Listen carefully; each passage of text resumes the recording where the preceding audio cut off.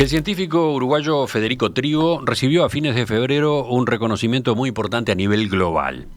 Fue el primer latinoamericano galardonado con el Paul Cranfield Award, que otorga cada año la Sociedad de Fisiólogos Generales, con sede en Massachusetts, Estados Unidos, junto con la publicación científica Journal of General Physiology. La distinción se debió a un artículo del cual es coautor y que fue incluido en esa revista académica internacional que tiene una prestigiosa historia de más de 100 años. ¿Qué valor tiene este destaque para un investigador de nuestro país? ¿Cómo se hizo el trabajo? Y, yendo al tema de fondo, ¿cuál es la importancia de las neuronas en nuestras funciones cognitivas? ¿Cuánto falta saber sobre su funcionamiento? Bueno, de esos y otros temas es que vamos a conversar a partir de este momento con Federico Trigo, doctor en neurofisiología, integrante del equipo del Instituto de Investigaciones Biológicas Clemente Estable. Federico, buen día, gracias por visitarnos. Hola Emiliano, buen día, un gusto. Este premio se conoció hace pocos días, decía yo, a fines de febrero, 24 de febrero. ¿Qué sintió cuando se enteró? Y bueno, la verdad que un gran orgullo. Yo un poco en broma le digo a mis hijos que ahora le llegué a los talones a Edison, Cavani y a Luis Suárez. ¿Hay algo de eso? Ahí va, dentro de 30 años capaz que los alcanzamos. No, pero obviamente es un gran orgullo. Y por supuesto destacar que a pesar de que el premio es una distinción individual, el trabajo que hicimos, como la mayoría de los trabajos que hacemos en investigación fundamental o aplicada, es un trabajo colectivo. Sí, ahora hablaremos de eso. ¿Qué repercusiones tuvo la noticia? Y bueno, la repercusión más evidente obviamente está las felicitaciones de los colegas, que son los que primero se enteran del premio. Y evidentemente, bueno, este tipo de repercusión, ser contactado por algunos medios que se interesan en lo que nosotros hacemos, que es algo que habitualmente no sucede. ¿Cuál es la importancia de un premio como este para un científico en general? ¿Qué cambia bueno, para adelante? En la práctica no cambia nada. De alguna manera es como un índice de que estamos en el buen camino, de que hay gente que se interesa en lo que estamos haciendo. Pero obviamente es un reconocimiento que aparece y que va a aparecer en el currículum y bueno, que yo espero que abra algunas puertas en el momento de conseguir financiación, que es lo que permanentemente hacemos nosotros y por lo que estamos luchando de manera continua. ¿El premio implica algo de dinero también o no? ¿Cómo es? El premio implica $2.000 de dinero de premio. O sea, es poquita plata, pero ¿Se reparten entre el equipo o es...? No, es individual. 2.000 individual. Sí. Recordemos, este es un artículo que se publicó en esta revista que yo mencionaba, el Journal of General Physiology, a comienzos del año pasado, ¿no? Exacto. A comienzos del 2020. Y como ya quedó dicho al pasar, ese trabajo fue realizado con otros 4 colegas. Exactamente. Fue una investigación que se inició cuando usted todavía estaba en París, cuando vivía en París. Exacto. Sí, yo me volví al Uruguay en marzo del 2019. O sea, formé parte de la diáspora durante 15 años, siempre trabajando en el mismo laboratorio. Primero como estudiante de doctorado, puesto que fue el laboratorio donde hice mi PhD, y después como investigador. Y ahí en el laboratorio confluimos en determinado momento estos 5 investigadores que somos parte de este trabajo. Chris Blanchard, que a pesar de lo que su nombre indica es un investigador chileno que estaba haciendo la tesis conmigo en cotutela con la Universidad de Chile en ese momento. Javier Zorrilla de San Martín, que es un investigador argentino que estaba haciendo su postdoctorado, que ambos investigadores ahora siguen en París. Isabel Llano, que es una investigadora colombiana reconocida que hace muchos años que está radicada en París, y Alain Marty, que es la persona con quien yo hice mi tesis y que yo considero mi mentor, que ha sido un referente en mi vida académica. Así que en el equipo la mayoría era latinoamericana, 4-1. Era el equipo latinoamericano, exactamente. Sí. y confluimos todos en un momento en París y bueno, teníamos intereses comunes y en parte gracias a ellos que surgió este paper, este trabajo. Ahora volvemos al trabajo, pero usted se volvió a Uruguay hace 2 años. Exacto. Marzo 2019. Sí, marzo 2019. Se están cumpliendo 2 años ahora, justamente. Sí, totalmente. ¿Por qué? ¿Por qué después de 15 años en Francia decidió regresar? Y bueno, por varios aspectos. Yo creo que el principal, obviamente, es el aspecto afectivo. Nosotros tenemos hijos chicos y era como el momento ideal para volvernos sin que ellos pudieran ofrecer mucha resistencia. Y después, bueno, las ganas de hacer investigación en Uruguay. Era como un desafío que yo tenía planteado. Siempre quise volver. Y este era como el momento ideal, donde uno se considera bastante maduro desde el punto de vista científico para encarar un trabajo de investigación en Uruguay. Y bueno, también se van generando mecanismos que de alguna manera confluyen los astros para que uno se vuelva. ¿Qué mecanismo? Se pasa un concurso, se consigue un poco de plata para digamos, pagar el flete para la vuelta. Se consigue algún material que se puede traer al Uruguay y que nos permite entonces desempeñar las mismas tareas o aproximadamente las mismas tareas desde el punto de vista de investigación que hacíamos allá. O sea, el científico se viene con un equipo, por ejemplo, con un equipamiento y bueno, el científico, para continuar la investigación. ¿Cómo es eso? El científico... ¿Qué se trae? Y bueno, yo me traje, por ejemplo, un microscopio, un amplificador, que eran algunos aparatos que ya se consideraban medio obsoletos en el laboratorio donde yo estaba, pero que obviamente son aparatos que andan perfectamente y que nos permiten hacer exactamente lo mismo o casi lo mismo que lo que hacíamos allá. Y ahí tengo que decir que en realidad hay un aspecto, hay una ley 18.250 creo, que permite a los uruguayos que hemos vivido en el extranjero traer algunos pertenencias vinculadas a la profesión y artículos personales sin pagar impuestos. Eso es una ayuda absolutamente esencial. Me parece notable que exista esa herramienta, esa facilitación, porque sería el colmo que además de venirse con equipo para continuar la investigación, el científico tuviera que pagar impuestos al traerlo, ¿no? Claro. Yo no sabía, francamente no conocía ejemplos de científicos que se hubieran traído, por ejemplo, un microscopio. Claro. Sí. Y bueno, esa herramienta, como tú decís, Emiliano, es absolutamente fundamental para repatriar algunas cosas que de otra manera no hubiéramos podido traer. No, porque sí existen las posibilidades que todos conocemos de que cuando alguien vuelve del exterior se traiga, no sé, muebles de su casa, claro, electrodomésticos, bueno, claro. Pero también es interesante y diría fundamental que existe esa misma facilidad para los equipamientos vinculados con la investigación. Así que bueno, usted se vino con el microscopio, se volvió por razones afectivas, básicamente, y también por la, digamos, voluntad, el deseo de continuar el trabajo acá. ¿Y fue buen negocio ese retorno? Por ejemplo, en cuanto a retribución, por ejemplo, en cuanto a condiciones de trabajo. Yo creo que hace muy poquito que me volví. En reglas generales yo diría que por ahora el negocio fue bueno. Yo estoy muy contento, la familia está contenta de estar en Uruguay. Estoy muy contento ahí en el Instituto Clemente Estable.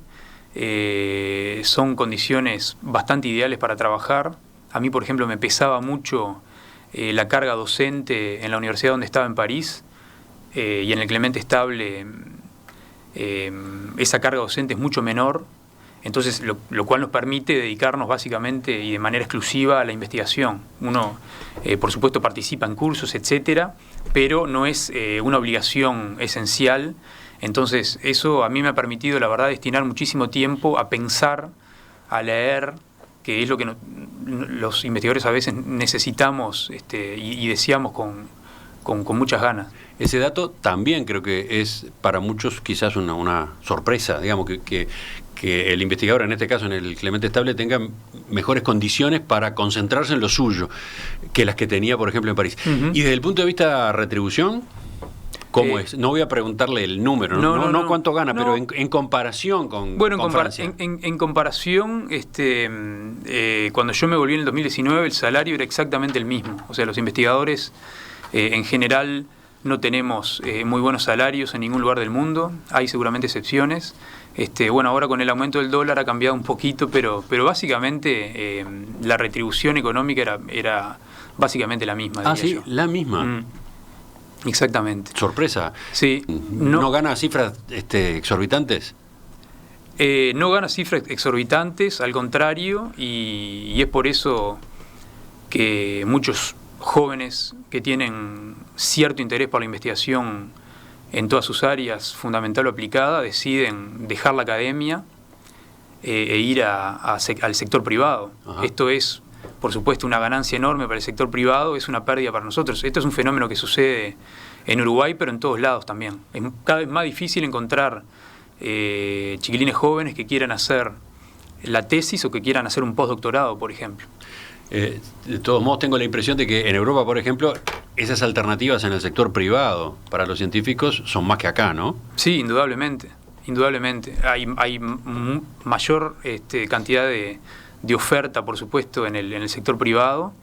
También hay mayor cantidad de ofertas en el sector público, obviamente, pero también la demanda es muy grande, ¿no? O sea, hay una competencia enorme porque, claro, es otra densidad de población si lo comparamos con el Uruguay. Bueno, y para terminar esta introducción, vino para Uruguay hace 2 años, por lo tanto, en la parte final de esa investigación con los otros 4 colegas, desarrolló la tarea desde acá. Claro, exactamente. O sea, esa investigación tuvo para usted 2 partes, una ya en Francia, junto con el equipo físicamente cerca, y otra a distancia. ¿Cómo se hace eso? ¿Eso es frecuente en la investigación científica? Es bastante frecuente porque sucede habitualmente que los estudiantes o los postdoctorandos ejecutan un trabajo, hacen los experimentos y al cabo de 3 o 4 años se mudan para otro laboratorio. Entonces sucede habitualmente que uno realiza, en nuestro caso, la parte experimental con todo el mundo presente en el laboratorio, y después hay partes del trabajo, como por ejemplo el análisis de los datos o la escritura del paper, que se pueden hacer de manera no presencial, como se dice ahora, y bueno, y ahora tenemos medios electrónicos que facilitan mucho todo ese trabajo. Pero yo viajé regularmente hasta marzo del año pasado por razones evidentes, y eso también nos permitía tener una discusión cara a cara con la gente que estaba allá, que en general es mucho más fructífera que cuando uno está discutiendo por mail o por Zoom o por otro medio. Así que el final, ese año final del trabajo fue mixto. Ese año final fue mixto, sí. Y extrañamos una parte presencial y otra a distancia. Exacto, y se extraña mucho, obviamente, la posibilidad de viajar y de discutir con la gente. Miro los mensajes de los oyentes y me encuentro con este de Facundo, que dice: de Federico fui compañero de sexto de medicina en el IABA. Me causaba admiración su capacidad para estudiar y llevar todas las asignaturas con excelencia, hacer deportes a gran nivel y además tener amigos y una gran vida social. Todo con una organización increíble. Siempre supe que iba a llegar a ser alguien que aportara cosas grandes al mundo. ¿Qué tal? Qué lindo mensaje. ¿Ubica quién es saludos, Facundo? Sí, como nos saludos para él. Hace, desde que terminé el bachillerato, que no tenía novedades, y la verdad que estas son las cosas que trae un premio de este tipo. Usted es médico, para empezar, ¿no? Exacto. Acá, sí. Graduado en Medicina por la Universidad de la República, año 2003. Y después, dije yo, doctor en Neurofisiología. ¿Qué es esto?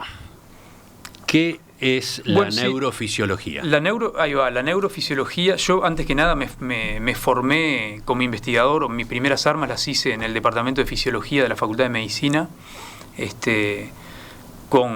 y tuve, la verdad, docentes absolutamente excepcionales, todos investigadores uruguayos, y bueno, ahí me picó el bichito del interés por la investigación fundamental. La fisiología estudia mecanismos fundamentales del funcionamiento de los organismos vivos. Y la neurofisiología es la rama que estudia esos mecanismos a nivel del sistema nervioso. O sea, la neurofisiología, yo hice un doctorado en biología con especialización en neurofisiología. Y me especialicé, me fui metiendo en el tema del funcionamiento del axón y de la sinapsis, poquito a poquito, que es lo que me interesa ahora. Axón, sinapsis, claro. Neuronas. Claro, exacto. De esas palabras vamos a hablar en los próximos minutos, ¿no? Cómo no, con gusto. Porque tenemos que meternos en el motivo del trabajo. No queda otra. Y creo que ahí vamos a aprender. Vamos a aprender sobre nosotros mismos, ¿no?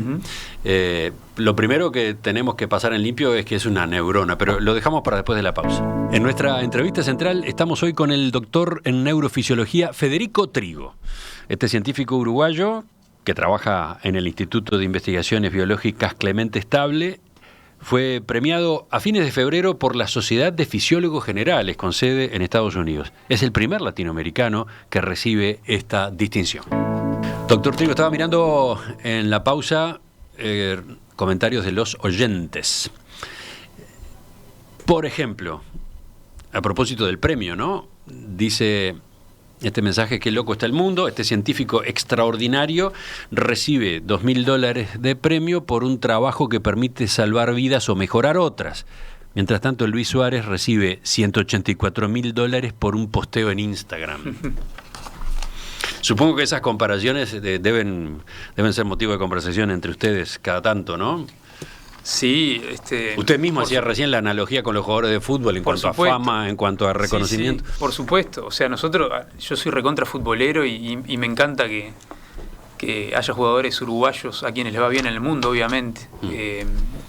Nos gustaría a veces también que nuestro trabajo se reconociera un poquito más, ¿no? Fundamentalmente en términos de ni siquiera me referiría a la retribución económica personal, sino a la cantidad de plata que se destina a proyectos en particular, ¿no? Que es muy poquita acá y en todos lados. Gianni pregunta, ¿el doctor integra la ANI o tiene algún tipo de vinculación con financiamiento de la ANI? ¿Qué importancia le asigna? Bueno, de eso vamos a conversar dentro de un rato, ¿sí? No? Pero volvamos a la neurofisiología. La neurofisiología estudia el funcionamiento del sistema nervioso, exacto, decíamos, ¿no? Entonces, paso siguiente. ¿Qué son las neuronas? ¿Qué es una neurona? Ahí está. Entonces, bueno, la neurona es, digamos, la unidad funcional del sistema nervioso. Es la principal célula del sistema nervioso. Así como, por ejemplo, la célula muscular o miocito es la principal célula del músculo, o el osteocito es la célula de los huesos, la neurona es la célula principal del sistema nervioso. Entonces, el funcionamiento de la neurona determina, obviamente, cómo funciona el sistema nervioso, cómo nosotros entendemos el mundo que nos rodea y cómo generamos una respuesta que se adapta a los estímulos que recibimos. Las neuronas no funcionan solas, funcionan comunicadas, ¿no? En redes neuronales. Y allí vamos acercándonos al trabajo de investigación de ustedes. ¿Cómo es esto? Perfecto. O sea, las neuronas se comunican con las células vecinas a través de un contacto funcional que se llama sinapsis. La sinapsis es lo que permite que la célula presináptica, es decir, aquella célula que envía la información, le mande un mensajito, como si mandáramos un SMS, un mensajito por WhatsApp, a la célula postsináptica, que es la que está del otro lado, corriente abajo, que es la que recibe la información que le manda la otra. Así que ya tenemos algunos términos, ¿no? Y nosotros neurona, sinapsis y... Neurona, sinapsis y... axón. Y axón. Ahora entra en juego la palabra axón. ¿Qué es el axón? El axón es el cablecito que permite que la neurona mande información que a otras neuronas que están a distancias relativamente alejadas de ella misma. El axón... entonces es un cable a través del cual circula la corriente. Las células se comunican por movimiento de corrientes y el axón es fundamental en que la señal viaje por distancias relativamente largas. Por ejemplo, una motoneurona, que es la neurona de la médula espinal que controla el movimiento de los músculos, tiene un axón que es relativamente largo según el tamaño de la persona, ¿no? En tu caso, ese axón va a ser más largo que en el mío porque yo soy un petizo. Pero ese axón tiene que recorrer 1 metro más o menos para llegar a contactar a la célula postsináptica, la que recibe el mensaje, que en el caso de la motoneurona es la célula muscular. Y ese mensaje es lo que produce la contracción muscular y por lo tanto el movimiento. Entonces, para recordar simplemente el concepto ese, axón es el cablecito, y la sinapsis es el lugar final desde donde se envía el mensaje a la célula postsináptica.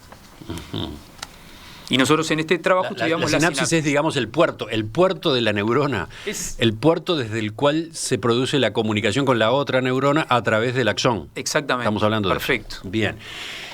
Ustedes estudian eso, la interconexión entre las neuronas. Nosotros estudiamos una sinapsis particular, que es la sinapsis química, con métodos de electrofisiología y de óptica relativamente avanzados que nos permiten estudiar específicamente el funcionamiento de una sola de esas sinapsis.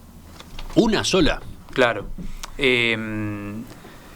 Por ejemplo, si pensamos de nuevo en el modelo de la sinapsis entre la motoneurona y el músculo, esa motoneurona provee varios contactos sinápticos, o sea, contacta el músculo en varios lugares diferentes, en cientos de lugares diferentes.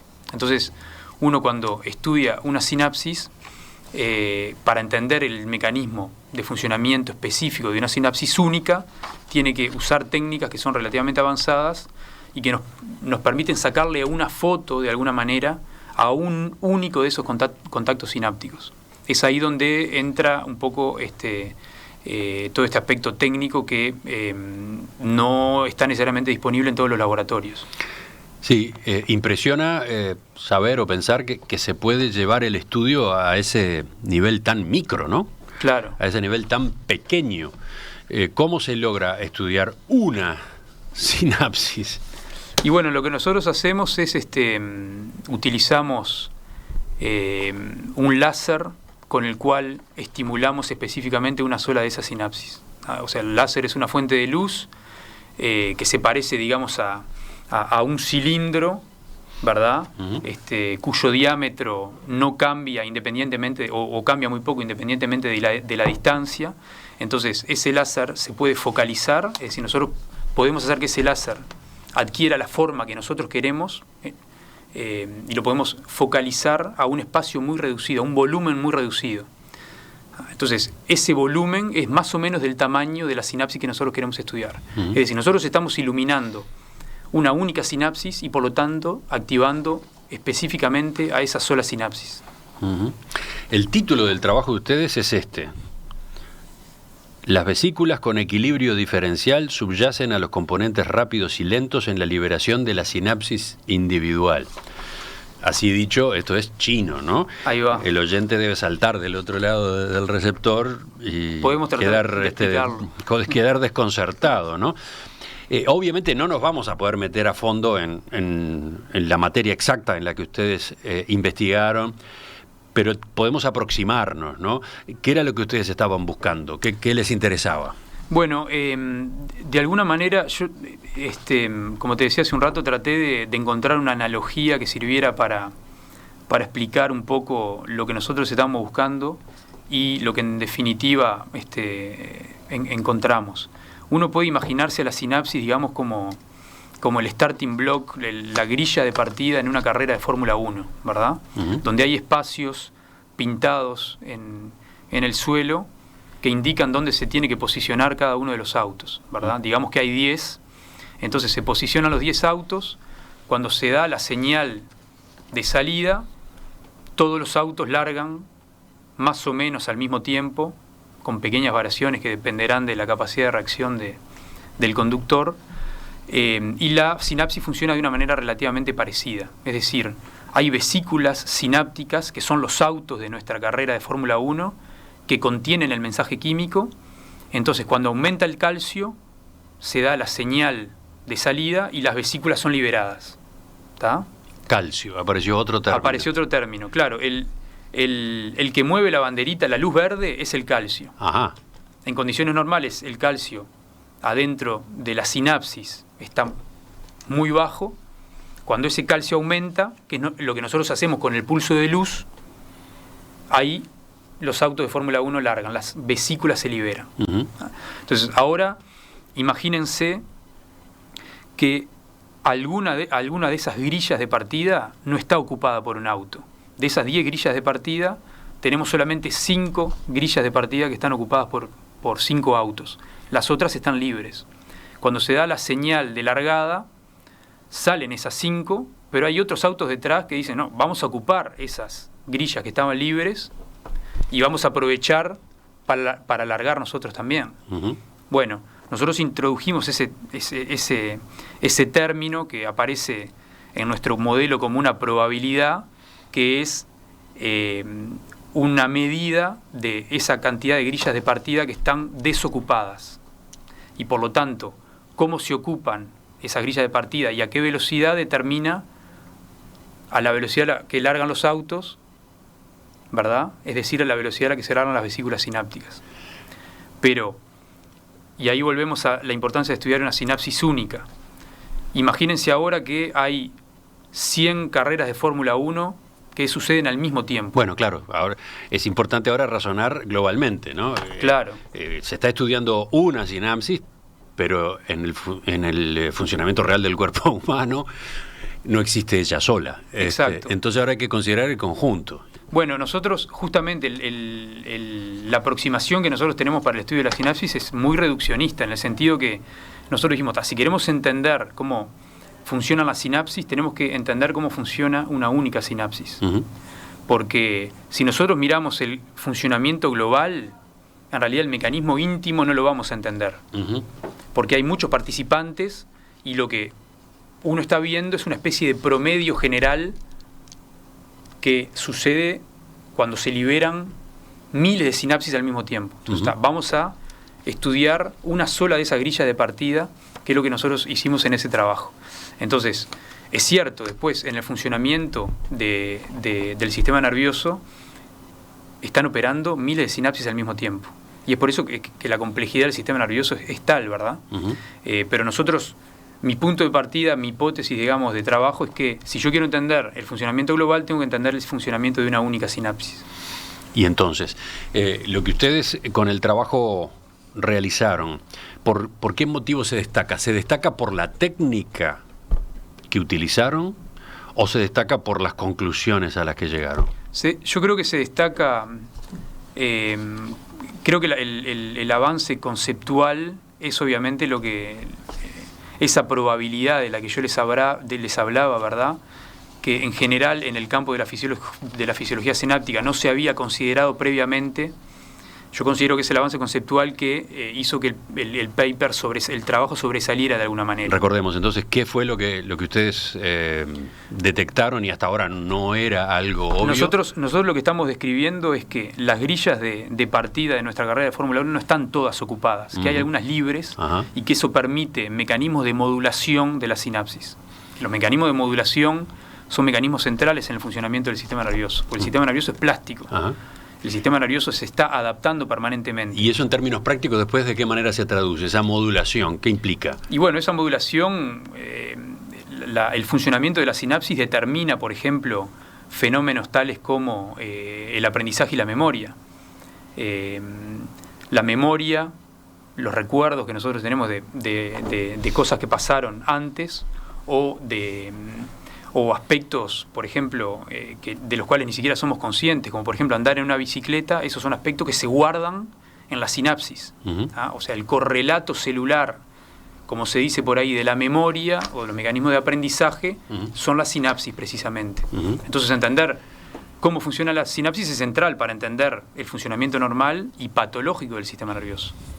Porque si vos no entendés el funcionamiento normal, por ejemplo, no vas a poder entender por qué una persona tiene una enfermedad de la sinapsis, por ejemplo, como la miastenia gravis, y por lo tanto no vas a poder generar estrategias terapéuticas para tratar esa enfermedad. O las estrategias terapéuticas que vas a poder diseñar van a ser estrategias terapéuticas que van a estar, por ejemplo, destinadas a paliar los síntomas, es decir, lo que la persona siente, pero no a atacar la causa etiológica fundamental de la enfermedad.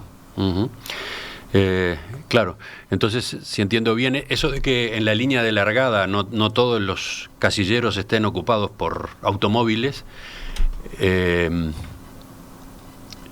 bueno, depende del ser humano, depende de una cantidad de factores. Bueno, y la posibilidad de que vengan automóviles de atrás a ocupar para alargar también depende, y eso eventualmente se puede modificar. Y eso, exactamente, eso se puede modificar. Nosotros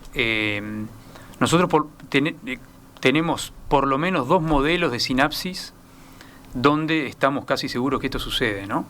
Entonces nosotros creemos que eso es un mecanismo general, porque por supuesto tú me podrías decir, bueno, pero eso capaz que es específico de la sinapsis, del tipo neuronal que vos estás estudiando, pero no del resto de las neuronas. Es cierto, nosotros lo demostramos en una sola sinapsis y el laboratorio donde yo trabajaba en París tiene evidencia de que eso sucede también en otras sinapsis. Entonces, por ahora nosotros no podemos decir que sea un mecanismo general, pero creemos que sí es un mecanismo general. Entonces, volviendo a lo que tú decías, Emiliano, efectivamente, la posibilidad de tener alguno de esos sitios de largada vacíos implican que vos podés modular la sinapsis. Y esa modulación depende de diferentes factores, por ejemplo, activación de receptores presinápticos, pero bueno, ya estamos entrando capaz que en aspectos un poquito más complicados que no creo que en los que valga la pena meterse, pero efectivamente creo que la palabra clave es modulación. Sí, y entonces, bueno, para terminar, el oyente debe estar preguntándose qué ventanas se abren a partir de un trabajo como este, ¿no? Que, por ejemplo, ¿qué posibilidades de tratamientos para determinadas patologías? En relación a este trabajo específicamente, no. No, esto es ciencia básica. Esto sí, claro.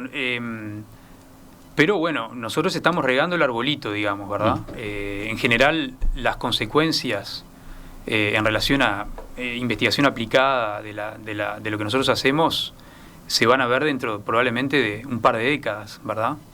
Pero nosotros insistimos con eso, con que la ciencia básica constituye los cimientos de la ciencia aplicada. Entonces, conocer estos mecanismos íntimos para nosotros es fundamental y bueno, por eso que nos interesamos tanto en estos aspectos. Pero el premio también se detuvo en la tecnología que ustedes utilizaron para hacer esta investigación, ¿no? Claro, eso también lo resaltó. También se resalta, sí. Nosotros usamos una técnica que se llama una técnica de desenjaulado. Como yo dije previamente, nosotros estamos iniciando una reacción biológica con un haz de luz. Entonces, de alguna manera, nuestro láser funciona como el interruptor de la luz de este cuarto. Tú llegas al cuarto, apretás el interruptor, se prende la luz. Entonces, nosotros, con esta técnica óptica, estamos de alguna manera controlando una reacción biológica. Y la fotónica y la neurofotónica, por decirlo de alguna manera, son técnicas que están revolucionando la biología en general y la neurociencia en particular. Porque no solamente se pueden ver las células, por ejemplo, por método fluorescente, capaz que por ahí en la página ponen esta célula de Purkinje de la que estuvimos hablando hace un rato. Estuvo ya en la emisión en video. Vamos a colocar también alguna otra ilustración para que los oyentes puedan situarse mejor desde el punto de vista gráfico, ¿no? Claro, entonces esa célula de Purkinje expresa una proteína fluorescente. Ahí está.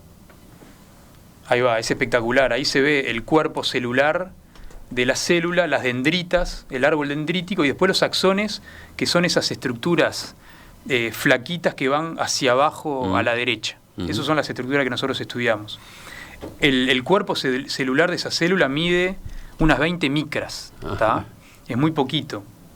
Una micra es una milésima aparte de un milímetro, ¿verdad? Y el axón ese que ustedes ven ahí es aún más chico. Entonces, claro, el desafío, si queremos entender cómo funciona eso, es estudiar esos compartimentos con técnicas específicas. Ustedes ven la maraña que constituye ese árbol dendrítico. Las dendritas es todo ese árbol, esas ramas de la célula que van hacia arriba. Esas ramas de las dendritas están recibiendo miles de sinapsis de células distintas. Y eso obviamente subyace a mecanismos tan complejos como la conciencia, ¿verdad? Ahí se ve otro detalle de esas células que nosotros, que yo he estudiado un poquito en el laboratorio en París. Me he alejado un poquito del estudio de esas células, pero desde el punto de vista morfológico son células absolutamente maravillosas y fueron estudiadas por, entre otros, Santiago Ramón y Cajal, que es un investigador que recibió el premio Nobel en 1906, que ustedes mencionaron recientemente en virtud de una columna que hubo en relación al tinnitus. Ya volvemos con la tercera y última parte de esta entrevista esta mañana con Federico Trigo, a propósito de su trabajo de investigación en neurofisiología y lo que viene ahora después de este premio que acaba de recibir a nivel global. Seguimos, estamos con el científico uruguayo Federico Trigo. primer latinoamericano galardonado con el Paul Cranfield Award, que otorga cada año la Sociedad de Fisiólogos Generales con sede en Massachusetts, Estados Unidos.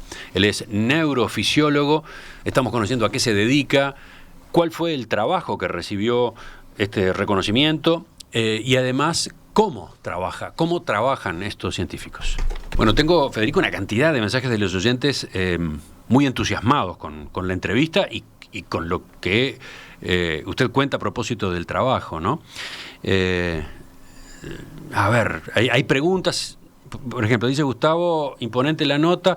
Creo que aunque pueda pensarse que a muchas personas les resultan temas áridos o muy ajenos, reportajes de este tipo permiten que las personas se familiaricen o empiecen a familiarizarse con el mundo científico, aunque no puedan tener en principio la comprensión de términos difíciles o conceptos que escuchan por primera vez. Bueno, siguen los mensajes. Preguntan a propósito de aplicaciones posibles, de consecuencias posibles de un estudio de este estilo, ¿no? En determinadas patologías. Sí, bueno, mencionábamos en la pausa precisamente eso, ¿no? Que hay muchas patologías de la sinapsis precisamente. Por ejemplo, a partir de esta investigación se puede lograr una mejora en la calidad de vida de los pacientes con miastenia gravis. Sería excelente, dice esta pregunta. Bueno, como yo decía anteriormente, no necesariamente a partir de esta publicación, pero claramente a partir del estudio de la sinapsis, sin duda. Yo te comentaba Emiliano que hace poco participé en la redacción de un proyecto de una agencia francesa de investigación, y el proyecto se llamaba sinaptopatía, que es un término relativamente nuevo que se ha acuñado recientemente para referirse justamente a la patología de la sinapsis. Entonces sí, muchas enfermedades psiquiátricas también dependen de desbalances de neurotransmisores, ¿verdad? Que es la señal química que libera la sinapsis. Bueno, el ejemplo de la miastenia gravis es capaz que la patología más obvia en la que uno piensa cuando piensa en sinapsis. ¿Se relaciona este estudio con el posible avance en relación con patologías psiquiátricas como la esquizofrenia o los trastornos de la personalidad en general? ¿Quiere saber otro de los mensajes? Bueno, yo obviamente... Gustavo, concretamente. Sí, yo no soy especialista, Gustavo, pero sí se correlaciona, como decía anteriormente, las enfermedades psiquiátricas, como todas las enfermedades del ser humano, tienen una etiología específica que, bueno, para las enfermedades psiquiátricas en particular han sido esas etiologías, esas causas muy difíciles de encontrar, pero esa causa existe, y con estudios de este tipo creo que se puede avanzar en la comprensión y tratamiento de esas enfermedades. Bueno, hay varios oyentes que destacan las condiciones de Federico Trigo como docente, porque bueno, parece que se entendió bastante del fondo del asunto, del fondo de la investigación. Para ir completando entonces la charla, ¿qué institución financió la tarea de ustedes? Buena pregunta.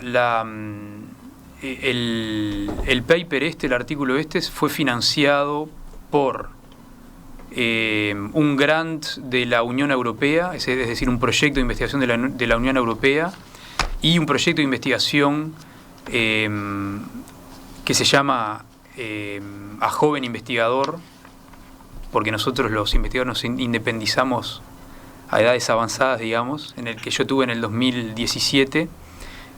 Ese proyecto fue financiado por la agencia de investigación francesa, la ANR, y además el primer autor, que en esa época era un estudiante de doctorado de laboratorio, estaba siendo financiado por el CONICET, si no me estoy equivocando el nombre, o CONICET, no me acuerdo cómo se llama, chileno.